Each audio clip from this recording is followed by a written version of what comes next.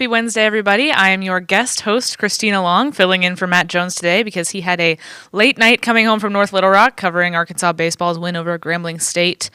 Today on the show, Ethan Westerman's going to join me in the studio to talk a little bit of spring football and some other spring sports, some softball, maybe some gymnastics, some women's basketball transfer information. There's a lot going on in basketball world for the men's and women's teams right now. But first, Matt Jones is going to join us on the phone to talk a little bit about what he saw last night in North Little Rock with Arkansas baseball's win over Grambling. So, Matt, when we talked yesterday on the show about this game, we talked about how this ballpark, Dickey-Stevens, can be a little tricky, and it's a little bit different than a lot of the parks they play in, and they're susceptible to kind of some weird games there, and that kind of seemed like the case last night. They won 7-4. It was closer than the first game they played against Grambling State.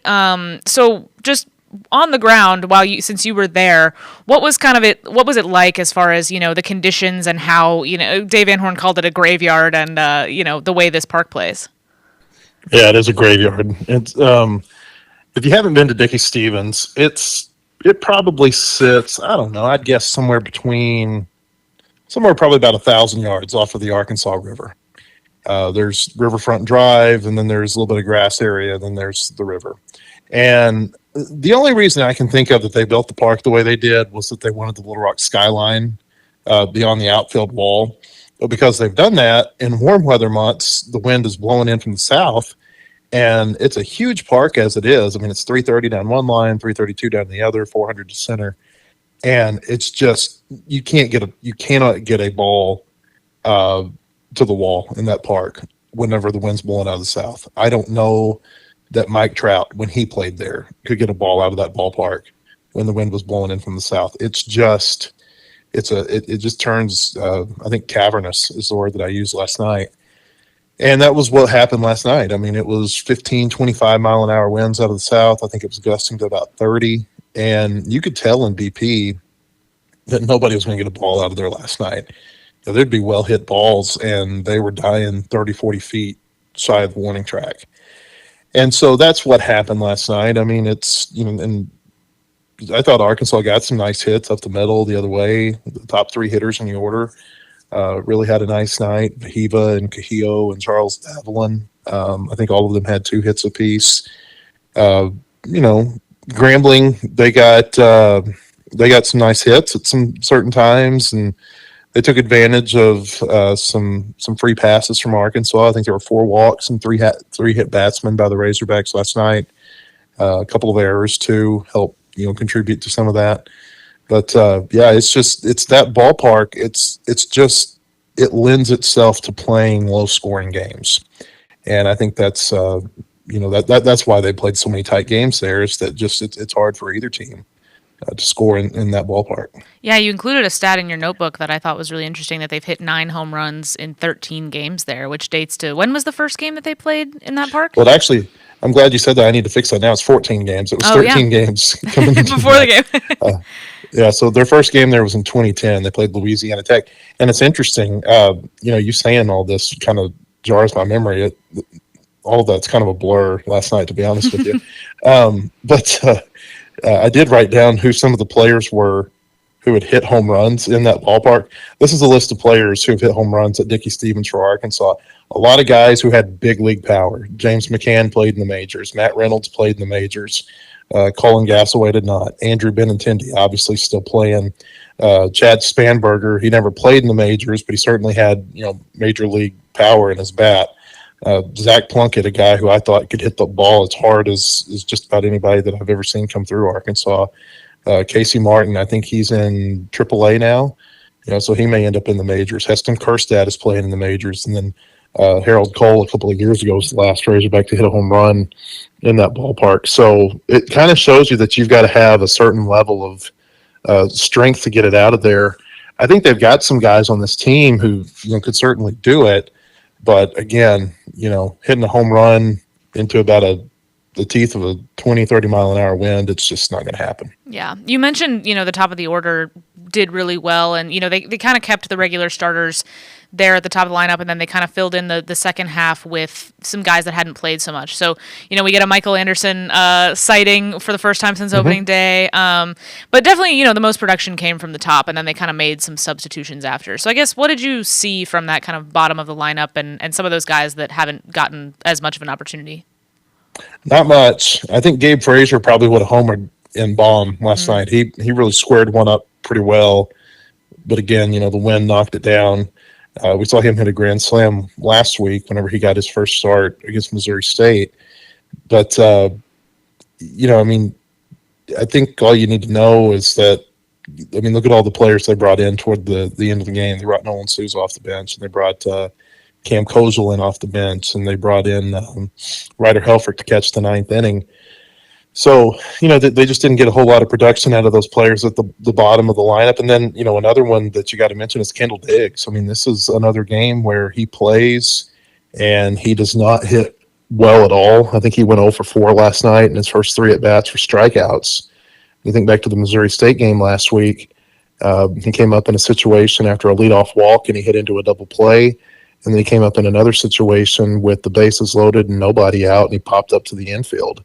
And so he's just not getting it done with his bat right now. I don't know if it's physical. I don't know if it's confidence. I don't know exactly what it is, but he just doesn't look like the same player that he looked like last year. And, he had the shoulder surgery in the offseason. I'm sure that probably, plays a factor in this, but he's just not giving him anything offensively.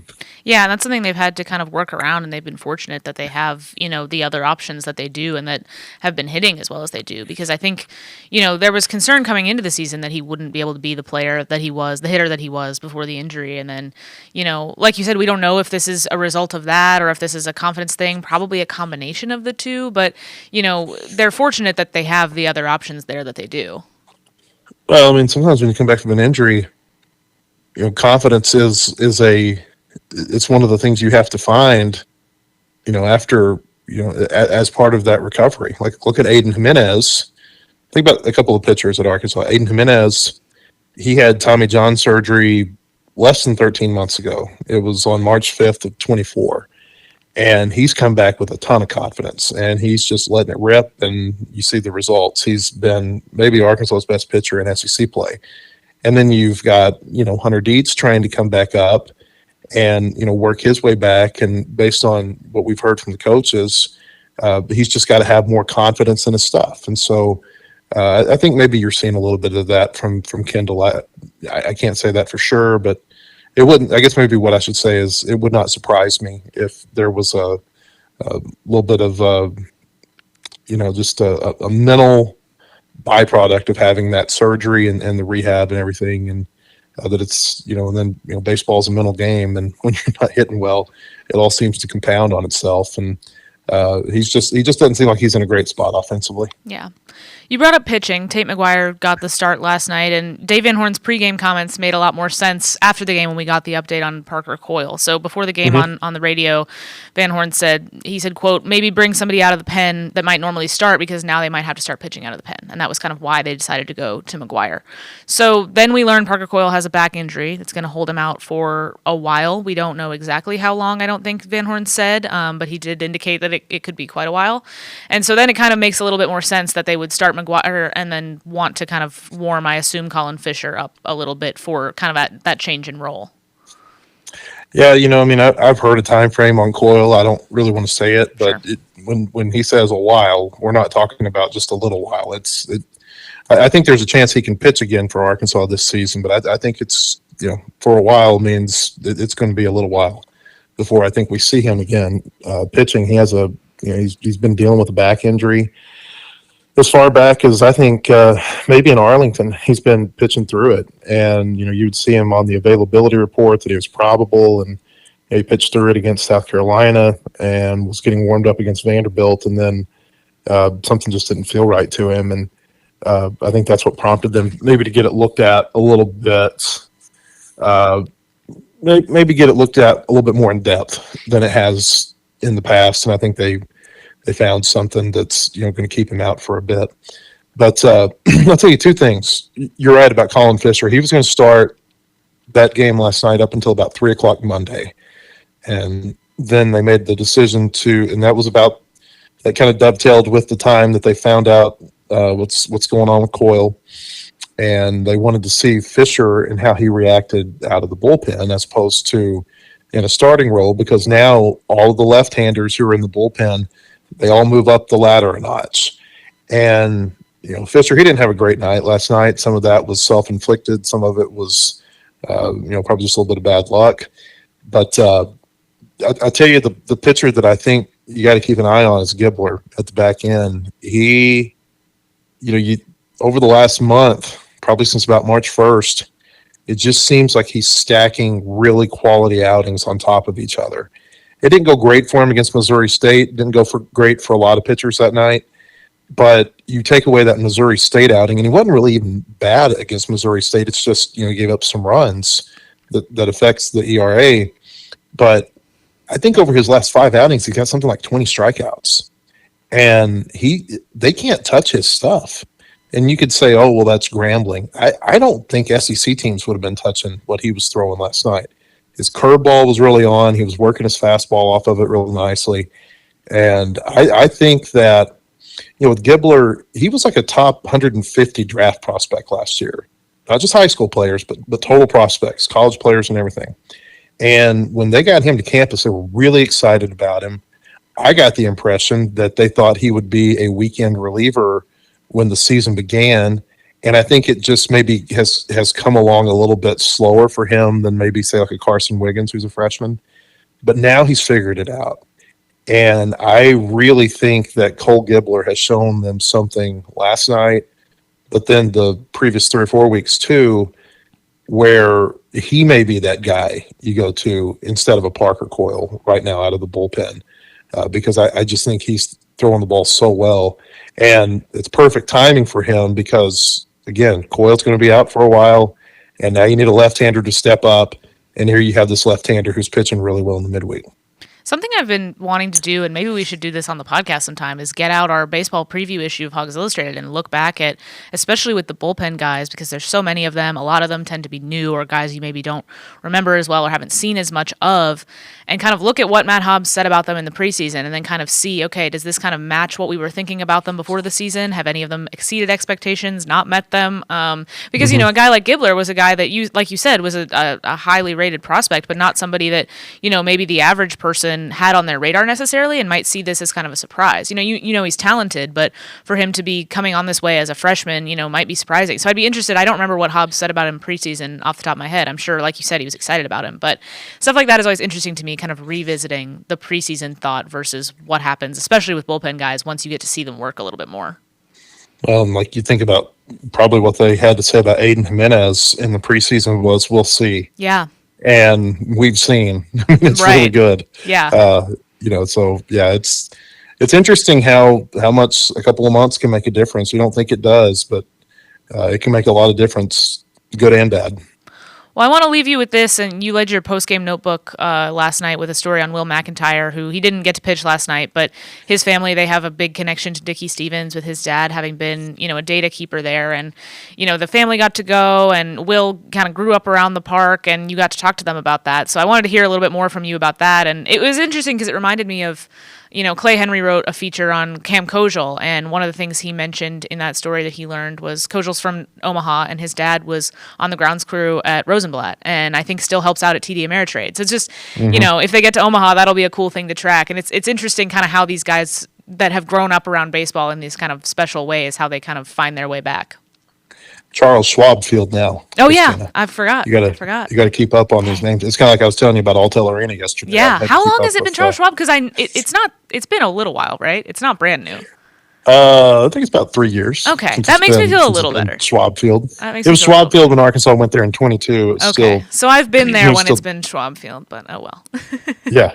Yeah. So, his dad still helps out there. Yeah. Oh, and it's also, I made a mistake, and Madison McIntyre made sure to correct me. It's data caster, not a data caster. Keeper. Okay. So a data caster is what and what exactly there. Is that for somebody that doesn't know, like maybe me? Well, I'll be honest with you, I don't even know. I'm like, is it live stats or is it scoring? My initial thought is that maybe it's someone who punches in statistics into some sort of program. But I don't know. I know they've got a seat reserved for the datacaster inside the Dickie Stevens press box.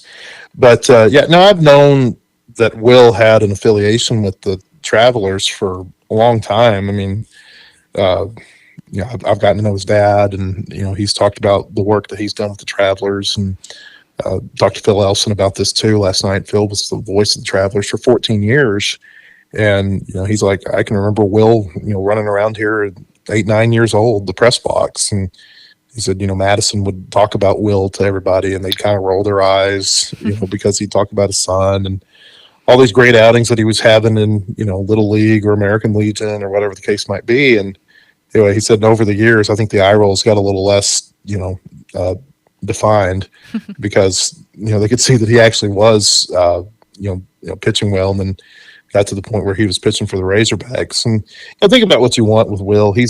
Unfortunately, he's kind of one of those lightning rod players that everybody's got an opinion about him, because he does give up a lot of home runs. But you also look at the stats in the record book, and I mean, he's climbing up there. I've mentioned this several times that it's obviously not all because of him, but he's been on so many good teams now that he's probably going to end his career as a player with more wins in his career, and I'm talking about just team wins, than any player in the history of Razorback baseball.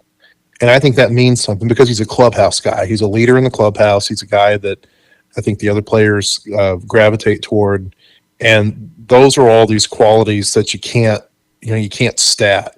But like strikeouts, I mean, he doesn't throw but a 91, 92 mile an hour fastball.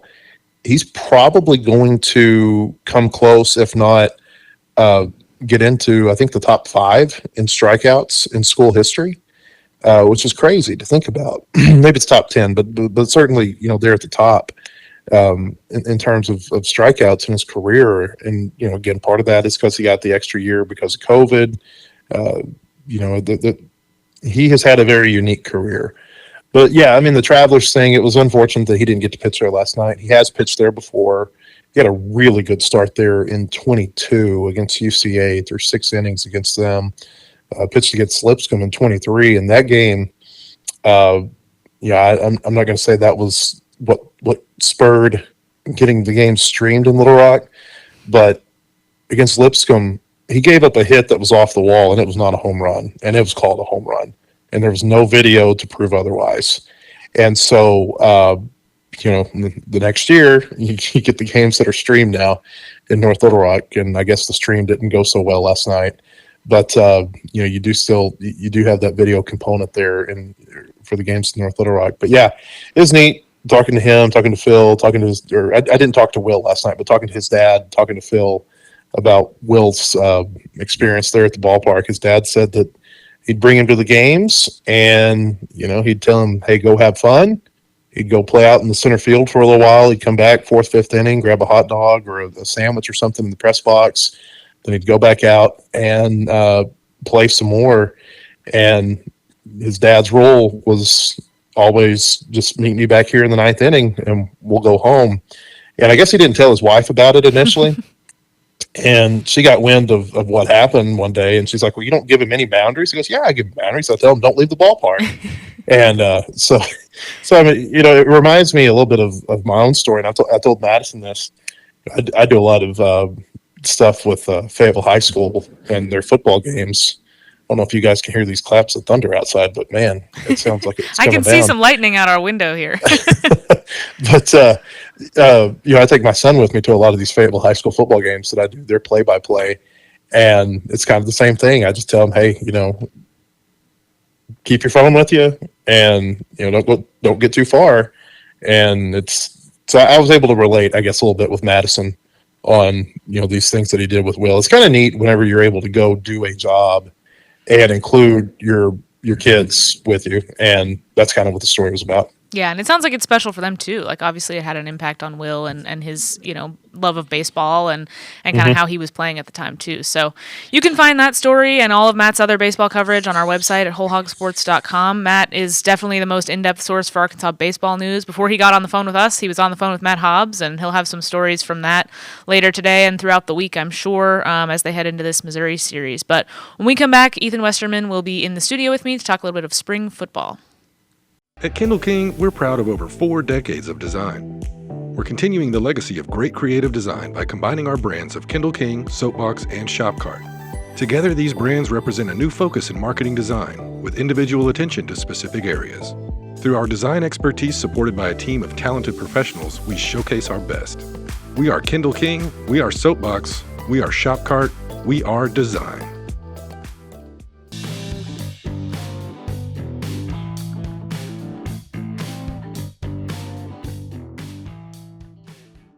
Welcome back. I'm joined now by Ethan Westerman here in our studio. We're going to talk a little bit of spring football. They were back in action on the practice field yesterday. First, I want to tell you about our friends at Bentonville Glass. They've been serving their community since 1971, and they're committed, professional, and versatile. If you're looking for a quality leader in Northwest Arkansas and looking for skilled craftsmanship, choose Bentonville Glass for all of your glass market needs with the highest quality products. You can visit them at 507 South Main in Bentonville or at bentonvilleglass.com. Ethan and I were back out on the practice field yesterday after spring break. Ethan has been gone for longer since he was traveling for basketball for a long, long time. So I wanted to ask you, Ethan, we didn't really do a lot of debriefing yesterday after we left, and I kind of want to ask you, you were there for the first week of spring practices, and then they had, 2 more that you missed while covering basketball. Spring break last week, they're back on the field. So I kind of wanted to ask you if there was anything you noticed that seemed different from that first week when they started practices to now coming back, that they're, yesterday was practice, Seven. Yeah. I'll start off with what was the same, is that I cannot believe that whenever I left 3 weeks ago, it was so windy. And then I got back and it was equally as windy. Devin Bale was booming some punts because he was kicking, the wind was aiding him with those punts. I mean, these were like 60-plus yards. It was very, very windy, so that was the same. What's been different, I feel like maybe there was I could sense a little bit more just maybe wanting more attention to detail at this point from the coaches. It seemed like they were a little bit more on it as far as and I think you see this probably most every spring, that the first little bit you have so many early enrollees and you have, new transfers, and then it's a lot of teaching and learning just how you're doing things. And then you get to this point of the spring where we're really approaching the spring game, spring showcase, whatever you want to call it, pretty soon. And I think they're starting to get a little bit more picky as far as wanting to see them actually execute a lot better. So that was something I picked up on, was I just think that there's a little bit more just demand there for execution of drills. I followed the D line around a lot during individual drills, and I thought that there was a lot more talk there, because I've always liked following the D line around. I don't know why. I think it's just Deke Adams, the way he's a fun one to watch. He's high energy. I like hearing what he has to say to them. He's high energy, and he's also just he'll say funny things. That's just the best part of it. He'll just say really funny things to try and get the guys going. So I like to follow them around, and they're always on the sled, hitting it and stuff. And anyway, I followed them around. I sensed from them a little bit more talk than I think I got early in the spring watching them. But other than that, it's pretty standard from what we normally see in the spring. Very windy, though. Very, very windy. Yeah. And I was actually very surprised that the quarterbacks, they do this thing called fastest 40, which is just a pass progression of 40 different plays. And the quarterbacks were on it with the wind. And so I was kind of surprised by that, because I'd heard that, while I was gone, there were some days that the quarterbacks weren't looking so hot. But, hey, wind and all, new receivers, they were completing a lot of passes yesterday. Yeah, and you charted that fastest 40 period yesterday with completions and things like that, which we hadn't done for every time they've been out, so I don't have a stat comparison. But I did feel like yesterday was a better day as far as throwing and catching than I feel like I had seen in the week prior. And I misspoke earlier. You didn't miss 2 weeks. It was just the 1 week and then spring break. So, but I think I would have believed you had just had 4 weeks. Yeah, so, yeah. Anyway. You feel like you've been gone forever. But no, I did feel like yesterday was a little bit better of a throwing and catching day. One guy that we were talking about the whole time was Madden Iamaliava, who's been running with the third team offense all spring. And, he's looked good, but I felt like he just had a really good day yesterday, and he just made some impressive throws that kind of make you go, things that you actually notice. And so he's kind of stood out. And, I think KJ Jackson's their number 2. I think they feel pretty committed to that at this point. I'm not saying like he should be the backup, but I think he has showed, especially yesterday, kind of showed that it is a big deal that they were able to get him to flip on that signing day and why that was a big get for them. Yeah, I mean, I sense that it's almost like, you watch the McDonald's All-American game yesterday and you're seeing plays that these 2 freshmen that are coming in make, and you're like, you don't see talent like that and just be like, oh, there's nowhere in the future for you. Like, same thing with Madden Iamaliava. I've got it now. I didn't back whenever Arkansas played Tennessee in the season. We were trying to say his brother's name. But you see things that you're like, that'll play. Yeah. And that's what I think we saw yesterday was just some of the throws he was making were incredible. He had one deep go route to Omega Blake that it was just a dart. Like, it was like he had to, that was the only place he could have put it. He chunked it.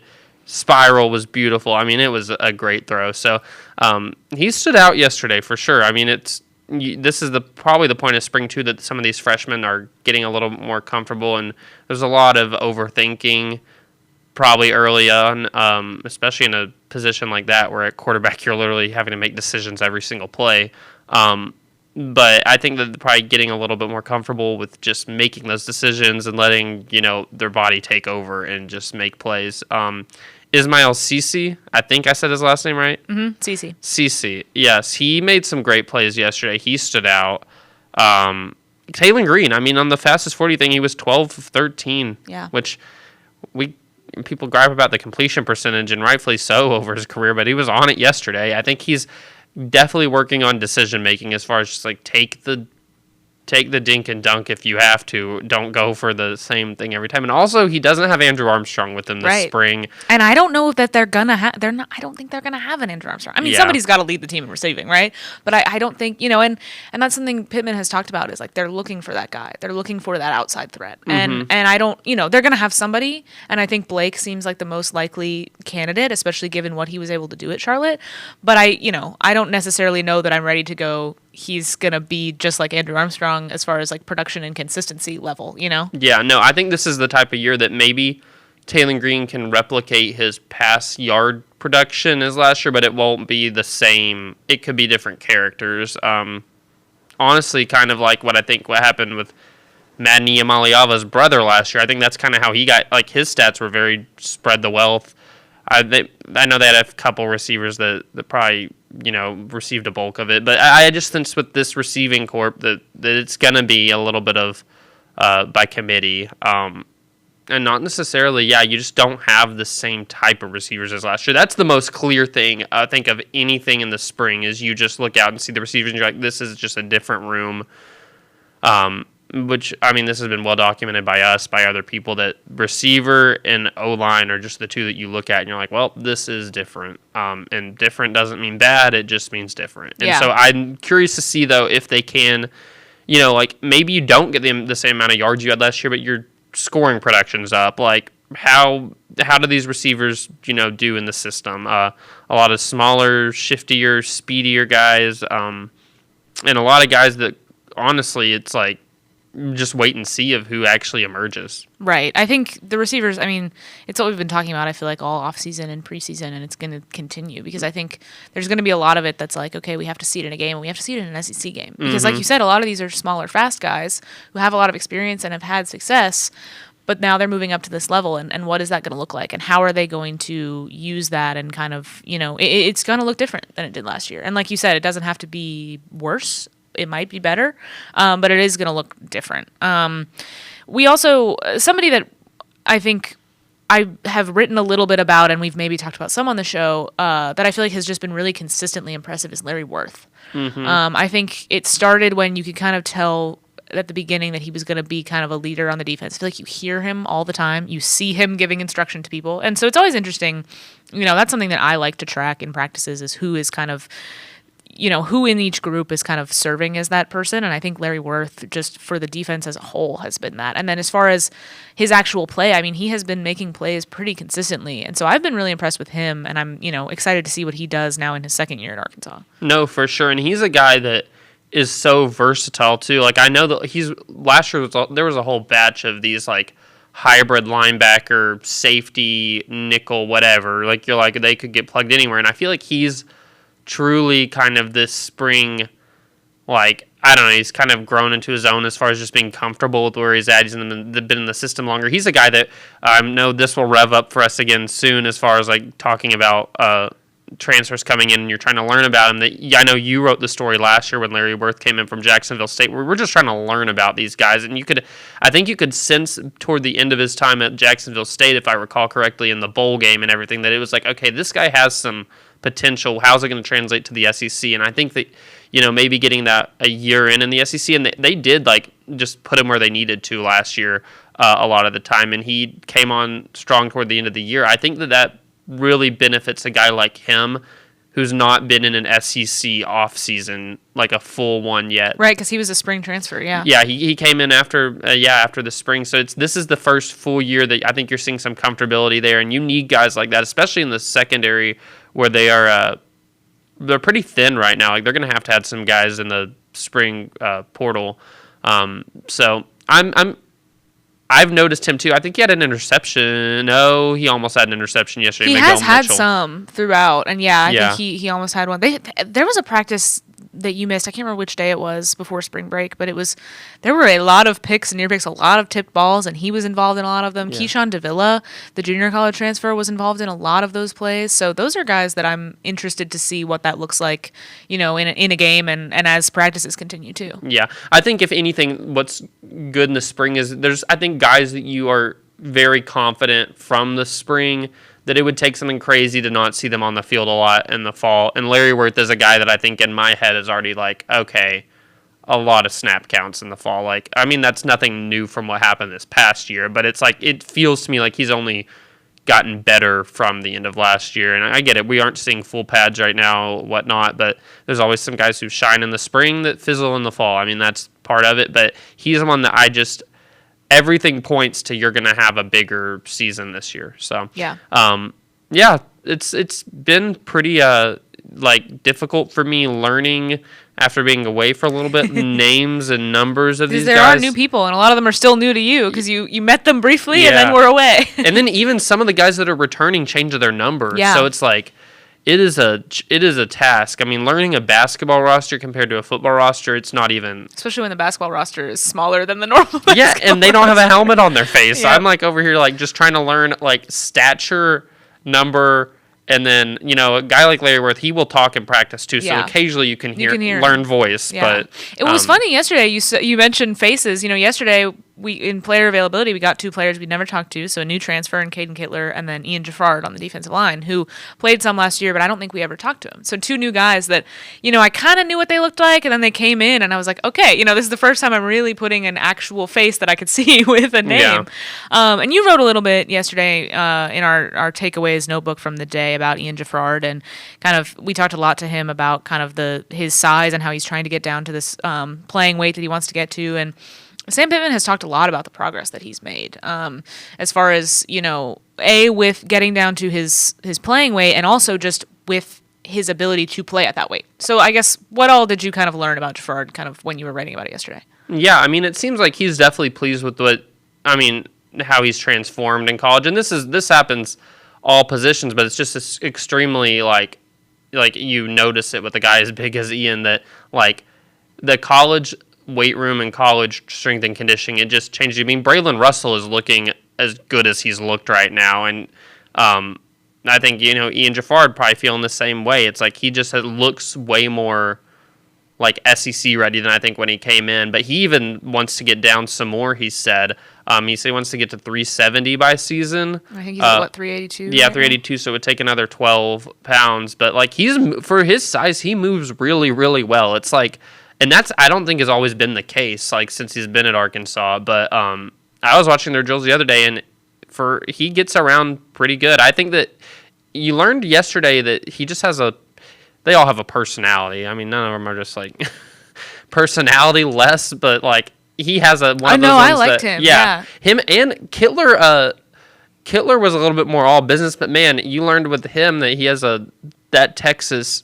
Yeah. Oh yeah. The Texas accent is there. It is big time there. But those two, it's just fun whenever you hear from guys you haven't heard from yet. And Ian, I anticipate will be like, it would shock me if he's not a big part of what they do this year. I'm not saying he's gonna start per se, but like, I mean, he was in the rotation last year, and it's like he's only getting more comfortable in the system. And the way Pittman has talked about him and the way that Pittman has expressed being impressed with his progress, he doesn't have to say that. I think that's a good indicator of where things stand. For sure. And Pittman said going into the spring, he said that Ian Jafar needed to show him something. Yeah. That was a and it sounds like he started to. Yeah, and so I think he has. Yeah. And then Kittler, he moves in at center. He's a guy that, we've heard talk about but hadn't really talked to. And, he talked about how coming from UCF, he feels like Arkansas's sort of scheme fits his skill set better. He gets to be a little bit more athletic and a lot of pin and pull kind of stuff, which is different from what he was doing at UCF. So he likes that aspect. He talked about how he's having to learn a ton. I mean, that's something that's hard, especially it's always hard as a new transfer, but especially on the offensive line, an offensive line that has a lot of new faces. One takeaway that we didn't end up, I don't think it ended up making it in our story, was about the poker nights that they have. And it sounded like that was not just an offensive line thing. That's like the team as a whole. Yeah. Who was it? Was it Blake Ford? Blake Ford, he said Blake Ford is the best poker player. The kicker who was at Arkansas, then went to North Texas and is back at Arkansas. He is apparently the best poker player, which is amazing. We did not expect a Blake Ford reference in yesterday's media availability, and then we got one in the form of a poker question. It was one of those. I was like, "Who is this again?" I had like sit and think about it. I was like, "I think I know who this is." Like, as far as we go through in the fall or the winter, so many like transferring in and out stories. I was like, I know that was a name from this winter. I was like, back. The kicker. Mm-hmm. But yeah, no. Apparently they play poker, and I mean, I guess that's great for the team bonding, the kickers and the offensive linemen. I'm wondering, like, where is this? How many people are participating? Where is this happening? I should have followed up and asked for more poker night details. Let's say we're gonna have to keep asking the whole team. Yeah. Wow. We should ask if we can sit in on a poker night. I'm down. They would never let us. I was about to say, I don't think we'll get access, but doesn't hurt to ask. So, yeah, it sounds like they have fun though. So. Yeah, so it was good to get to kind of talk to those guys. That's one of the things I like about spring practice. Sometimes, like you said, you see things in practice that don't end up being the way that they look in the fall, but obviously you can take some things away from it. But I like this period of kind of, especially when there's so many new faces, kind of putting faces with names and kind of hearing from them a little bit about their own kind of where they feel like they want to go with this team. Yeah, I feel like in the spring it's more about like literally it's just a season of learning who these guys are. Yeah. Like everybody. For us, for them, for each other, for the staff. The think about them as teammates. The portal, how crazy it is. These returners are learning them too right now. It's not like they had just like a whole lot of time to just sit and get to know these new teammates. I think that like for everybody, the spring is just a huge learning thing. And that's Petrino last year was installing his offense for the first time at like with the whole new group, and he was patient. You didn't really see the fieriness, and then you did eventually. But like, I just think that that's how everybody kind of looks at it right now. Is that it's learning each other, learning plays, learning drills, learning everything. And so we're all right along there with them, learning these guys' names and faces and heights and weights and all that stuff. We'll be back out there for practice tomorrow, Ethan and I, watching some more workouts, meeting some more players. Actually, we talked to Coach Pittman tomorrow, so we'll have a little bit of takeaways from Sam Pittman, another check-in with him after spring break. But when we come back, we will talk a few other spring sports, a little softball, a little women's basketball, portal news. I might talk a little gymnastics if I'm feeling extra. So when we come back after word from our sponsors, we'll have some more spring sports talk. At Kindle King, we're proud of over 4 decades of design. We're continuing the legacy of great creative design by combining our brands of Kindle King, Soapbox, and Shopcart. Together, these brands represent a new focus in marketing design with individual attention to specific areas. Through our design expertise supported by a team of talented professionals, we showcase our best. We are Kindle King, we are Soapbox, we are Shopcart, we are design.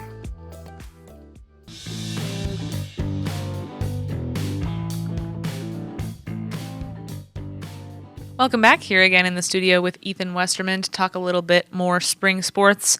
I went out to softball this weekend while you were away. I went for Sunday's game as they swept Kentucky, and they have had a really interesting season because they kind of got off on a rough foot with that series at Ole Miss. They end up coming back to win that third game really big. Did they run rule them? Big time. Yeah. 20-3. Yeah, okay. Yes. Yeah. Yes, they did run rule them in that third game. So they kind of get that revenge on that third game. They avoid the sweep. Then they host Oklahoma for their SEC home opener. You know, greatest program in the country, and get swept. And then, it's kind of taken a little bit better shape from there. And they sweep Kentucky last weekend. Kentucky, a team that was kind of similar to them in the SEC standings, right? Not ranked, but they were kind of had a similar SEC record, a similar start. And so I think getting that sweep was big for them. But you and I have been talking, off the air about their remaining schedule and how difficult this is. And how much of this is just, this is the nature of SEC softball, and how much of this is, truly a just unfortunate schedule? Yeah, I mean, it's both, but I lean on the side of this was just, you got dealt the SEC teams that good luck. Like, it's getting thrown into the fire because, like, it's one thing to have, like, most of your series against ranked or top 15 teams. It's another to literally have all but, like, I think every single SEC series for them but Kentucky this past weekend, which is why it's huge that they swept it, is against a top 20 team. Their remaining schedule, they've got a series at Florida this weekend. That's number 2 in the nation. They go to Texas A&M, number 4 in the nation for a series. They played number 6 Tennessee and won that series, which that was huge for them. They've got LSU, who's ranked number 7. They've got South Carolina, who's number 9. I mean, it is a gauntlet. It is one of those schedules that you look at it, and it's like, they're going to have to stay very locked in on this is the weekend ahead and not look any further ahead, because the moment that they do that, you can't do it. I mean, it's a brutal schedule, but I think that the good thing for them, teams aren't looking at them like they are getting the same treatment from other teams. Like, oh, we got Arkansas on the schedule. Like, that's a tough team too. They're ranked number 13. Like, it's not like they're getting outclassed by any of these teams. I know Oklahoma, they got swept. If you watching the series, they were in it in all 3 games and just couldn't get to go their way. And then, they respond by going to Tennessee and taking 2 of 3. So a Tennessee team that just beat Oklahoma. I was going to say, didn't they just win that series? Yeah, so it just goes to show that anything can happen. And if it's what team do you have that weekend? So I think that Arkansas, as long as they stay locked in and focused on the weekend ahead, they can hang with anybody. The offense is really good this year. The pitching is always pretty good. It's like it's one of those deals where I don't think anybody's thrilled to see them either, but it's a toughie of a schedule. Yeah, I think that Tennessee series at Tennessee, to win a series like that when they did, coming off a sweep, when it would have been easy to, you look at that series as another one of these tough ones, one of the tougher ones on the schedule, especially going on the road. And to get that series win, I think that was so huge for them kind of going into the rest of the schedule, because now they've been there and they've done it against a team that was ahead of them. And I think that, they've done it on the road. They really overcame a challenge there. And I think, you saw a lot of individual players kind of rise to that occasion, especially in the circle, and, kind of find, seize an opportunity there. And so I'll be interested, how much that kind of confidence level helps them going forward. I think, being at Florida this weekend is a huge test. Like you said, they're ranked number 2. And they're always they're a consistently top program, aren't they? So, I think having gotten that win at Tennessee, I think just helps them a lot internally as far as knowing that they have it in them and they've done it. Yeah. Stop me if you've heard this before with an Arkansas team, but they started SEC play 1-5, which you stare at that and you're like, yeah, that's tough. And now they're 6-6, which means, math is math. They reversed what they did at the beginning of the season. They've made it to 500. And I find a lot of weird parallels, I feel like, between Arkansas sports all the time. But I feel like that Tennessee series going and winning it could have been their Kentucky, because there's been a low-key rivalry in the SEC the past 4 years where they don't always play each other, but Arkansas and Tennessee are always they've been the last 4 SEC champs, and this was a big road series for Arkansas. Tennessee 2 years ago won every single SEC series but at Arkansas. Arkansas spoiled it and made them have to wait another weekend to win the SEC. And it's like there's a little rivalry there. You can feel it. Like these two programs know that they've been winning a lot the past years. And I feel like that was big for the team to go in there and prove. Like they could have very easily. You look at this schedule and you're 1-5 and you're going into a road series at number 7 Tennessee.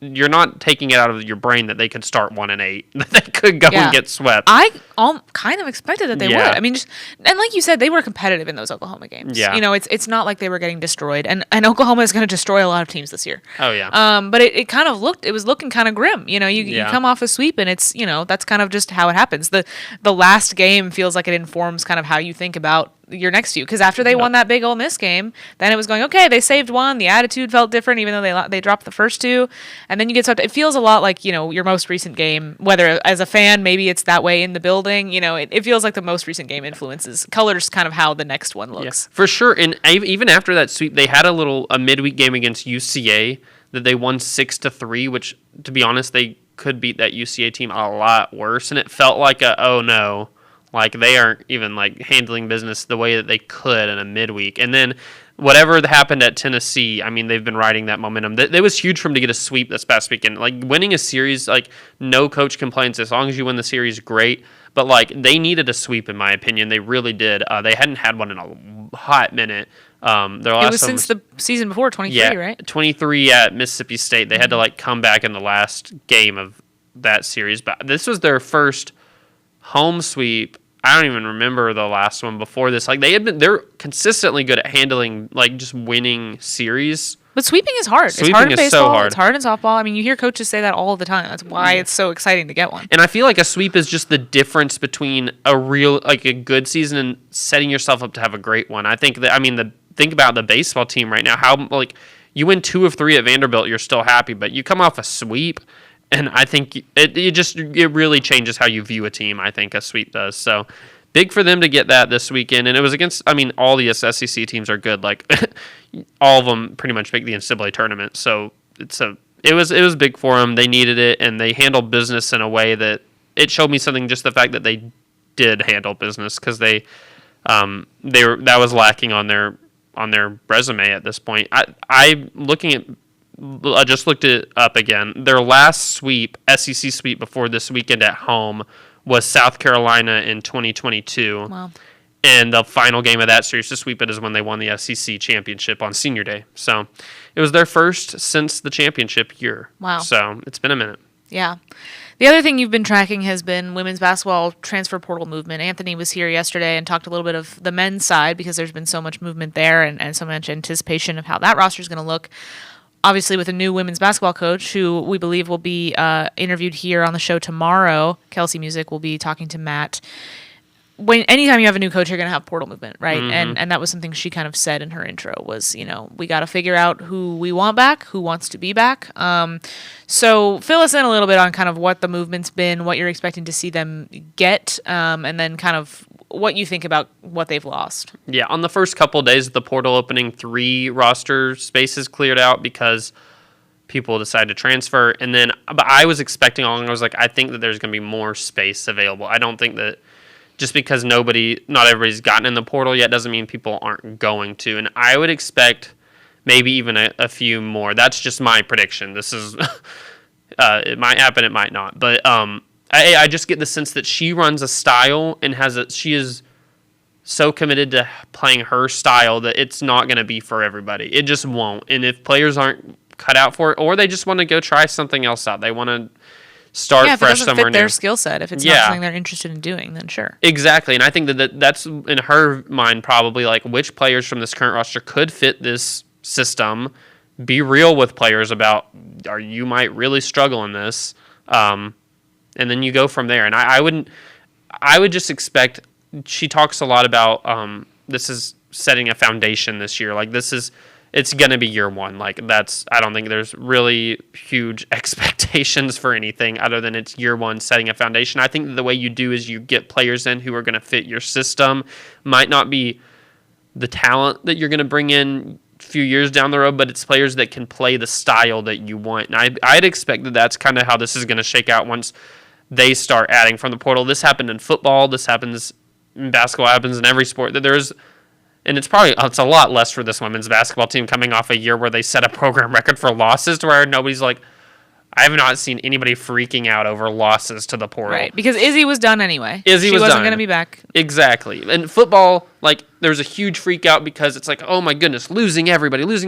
You lose them before you gain them. Mm-hmm. And I think that that's what's going to be interesting is that there's been a few people reported to have talked to him at this point, but like, you're going to see it shake out over the next 2 or 3 weeks of them adding people to the roster. And that's when people get excited and on board. And I'm curious to see what the first roster is going to look like. I know there's some names that I've been hearing that, maybe will be on visits and whatnot. That, I'm just curious to see what all pans out and who all she ends up bringing in and how it's going to maybe breathe some life just into a program that, it was a dud of a year. Just honestly, other than what Izzy did, it was pretty much a dud of a year.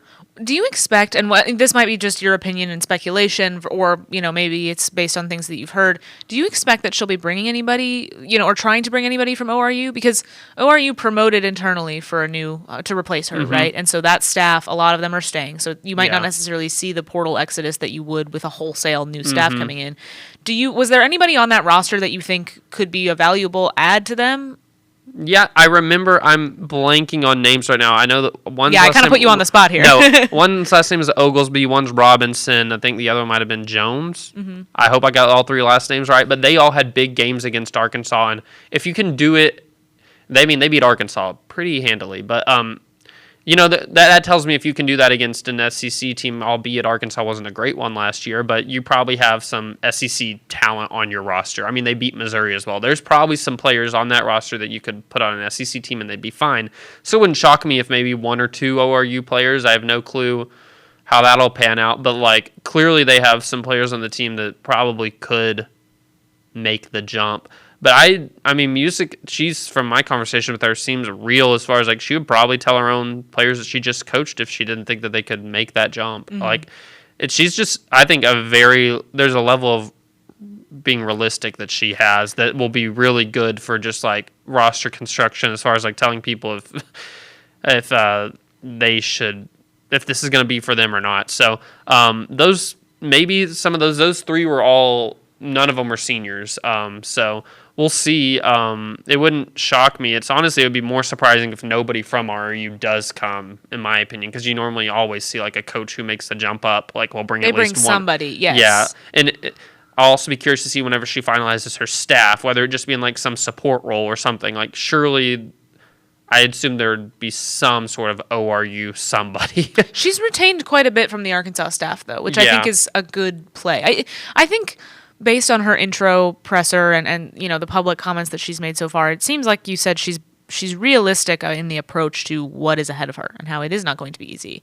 It's not going to be easy for her coming from the level she's coming from, and it's not going to be easy kind of bringing the program out from where it has been. And it seems, at least in what she has said publicly, that she is aware of that, and part of why she took the job is because she wants that challenge and feels that she is a good person to kind of help them meet that. Yeah, and one thing I sensed from the press conference, from between talking to Hunter Yurachek and talking to her, there's very much a mutual understanding, this is going to take some time, and there's going to be a level of patience involved where I think that it probably excites her that it's not a secret that she needs to, this needs rebuilt.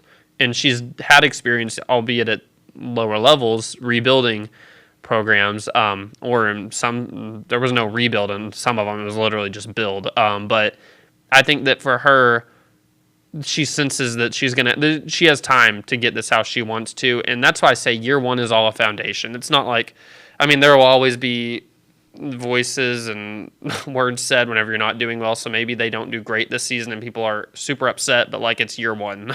So, and honestly, after the season they just went through, it's probably sets you up to, year 1 you can improve from where it was. So we'll see how she does. I think that she's really excited. She's got a fresh perspective in the building, just as far as about style of play and what they're going to do. It'll be interesting to see how long it does take for her to get a team that, I think she feels like we can start competing to really win some games in the SEC with. We expect to have her on the show tomorrow when Matt will be back here in the host chair. I'll be back on Friday. Before we go, I want to mention gymnastics because they're competing tomorrow at NCAA regionals in Pennsylvania. Penn State is the regional host for them. There was some drama with them having to miss the SEC championships, trying to add a meet to add another score. The NCAA said no, so they end up with kind of a week off that nobody else in the country had, which could be a good thing. It could be, extra rest. You see in other sports, people complain about not, they want to miss the conference championship now. You see it in football and basketball. Why do we even play this conference championship when we want to get to the national thing? But it could also, there's the risk of it stalling some momentum and something like that. So, they'll start competing on Thursday, and then if they advance, they'll compete again on Saturday. So I'll be covering that on our website. And Ethan will be monitoring softball. We'll have more football tomorrow. Everything you could want in Razorback Sports World is on our website at wholehogsports.com. And we hope we'll see you there, and we hope we'll see you on our show tomorrow as well. Thanks for joining us.